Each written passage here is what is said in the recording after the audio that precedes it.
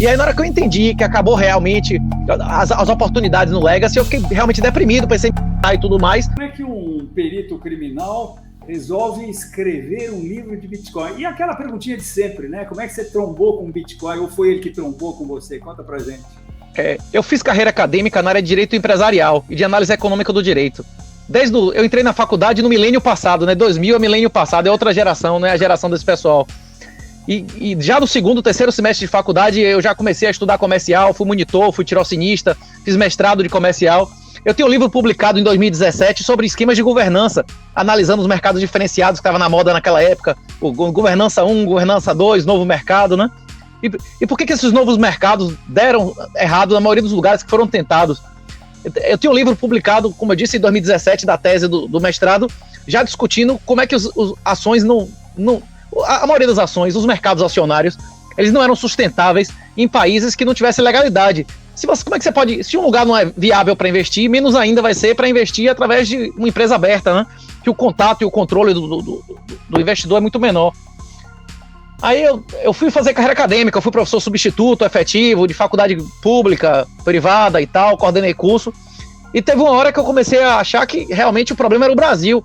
Aí eu peguei uma bolsa quando eu entendi mesmo o que era juro negativo, o que era guerra ao dinheiro, aí eu fui passar uns anos na Europa, fui ser escola.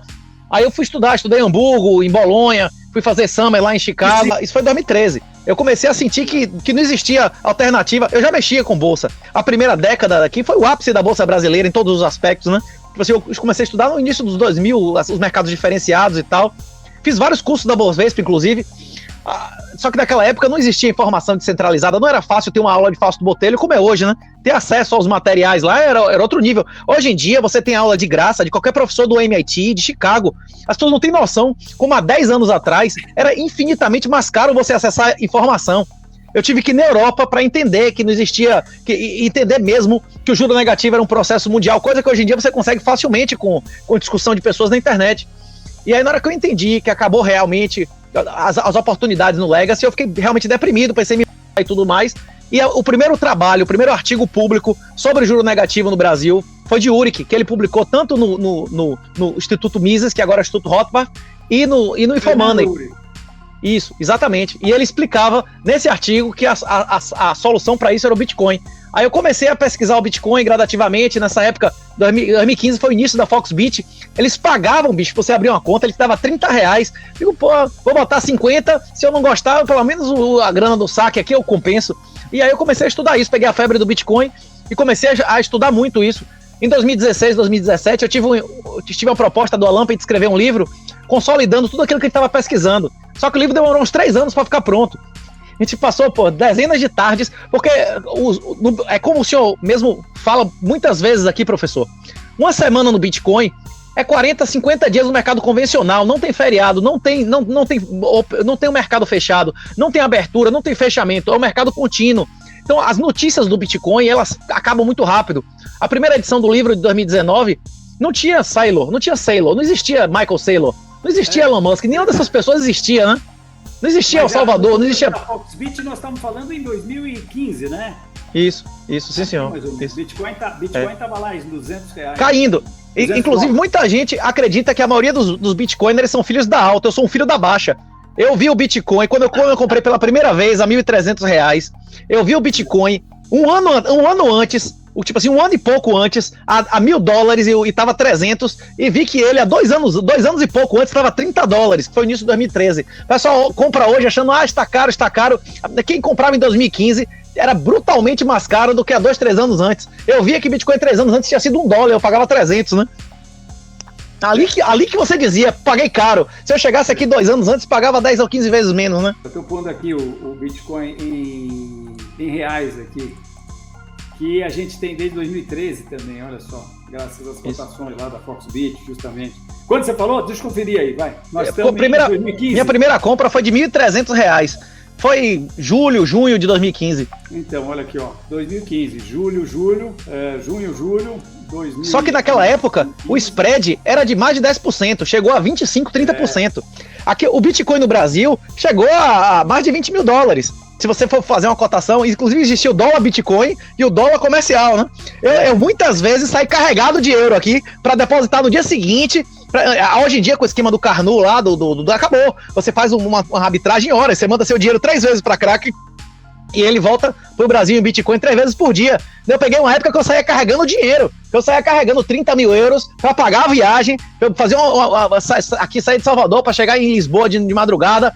Esperava o banco abrir para depositar o dinheiro, fazer a cepa, entrar no banco. Peguei outra época que tinha estudante recebendo dinheiro de Wise Transfer. Pegar o avião e ir para onde?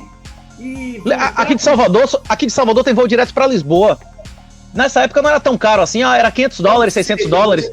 Você pegava dólar e ia para Lisboa? Euro, pegava euro, fazia um depósito, uma cepa lá no aeroporto, não vou sair na rua com dinheiro, e na mesma hora abria o computador e comprava o Bitcoin, mandava de volta e já transformava em dinheiro, isso. Tinha estudante que... Quer dizer, mandava de volta não, você ficava com o Bitcoin, voltava pro Brasil, ou nem precisava, né? Você vendia de lá. Só se o dinheiro fosse meu, né? O euro aqui para voltar para Portugal. Mas tinha muita gente que era estudante na Alemanha, em Luxemburgo, que ficou rico nessa época. Os caras, tem gente hoje em dia que é aposentada, com dezenas de Bitcoins.